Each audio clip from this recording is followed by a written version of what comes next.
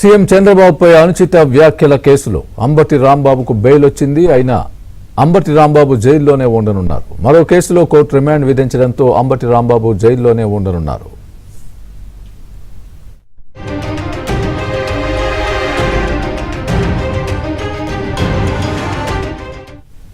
ఇదే అంశానికి సంబంధించి పూర్తి అప్డేట్ మా ప్రతినిధి సాంబశివరావు అడిగి తెలుసుకుందాం.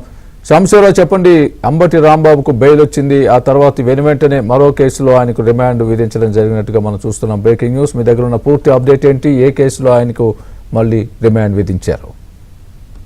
స్వామి, మాజీ మంత్రి వైసీపీ నేత అంబటి రాంబాబుకు ఓ కేసులో కొద్దిసేపటి క్రితమే గుంటూరు జిల్లా స్పెషల్ మొబైల్ కోర్టు బెయిల్ మంజూరు చేసింది. సీఎం చంద్రబాబు నాయుడు అతని కుటుంబ సభ్యులను దూషించి అసభ్య పదజాలంతో దూషించిన కేసుకు సంబంధించి నల్లబాడు పోలీస్ స్టేషన్ నమోదైన కేసులో ఇప్పటికే అరెస్ట్ అయ్యి రాజమండ్రి సెంట్రల్ జైలు రిమాండ్ ఖైదీగా ఉన్నారు. అయితే ఆ కేసులో ఈ రోజు Guntur special mobile court Ambati రాంబాబుకి బెయిల్ మంజూరు చేసింది. అయితే ఈ రోజు పట్టాభిపురం పోలీస్ స్టేషన్ లో నమోదైన కేసుకు సంబంధించి పీటీ వారెంట్ వేసి పట్టాభిపురం పోలీసులు ఈ రోజు ఉదయం అంబటి రాంబాబును అదుపులో తీసుకుని గుంటూరులో ఎక్సైజ్ కోర్టులో అయితే హాజరుపరచగా అతనికి పట్టాభిపురం పోలీస్ స్టేషన్ నమోదైన కేసులో 14 రోజుల పాటు, అంటే ఈ నెల 22వ తేదీ వరకు కూడా రిమాండ్ విధించింది. ప్రస్తుతం నల్లబాడు పోలీస్ స్టేషన్ లో నమోదైన కేసులో మాత్రమే అంబటి రాంబాబుకి బెయిల్ మంజూరు కాగా, పట్టాభిపురం పోలీస్ స్టేషన్ లో పోలీసులు విధులకు ఆటంకం కలిసి పోలీసులపై కూడా దౌర్జన్యంగా ప్రవర్తించిన కేసులో అంబటి రాంబాబుకి ఈ రోజు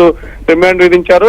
ఆ కేసు రిమాండ్ ప్రకారం ఈ నెల 22వ తేదీ వరకు కూడా అంబటి రాంబాబు రాజమండ్రి సెంట్రల్ జైల్లోనే ఉండే అవకాశం అయితే స్పష్టంగా ఉంది. Swami, right, thanks for the update Sambasivarao.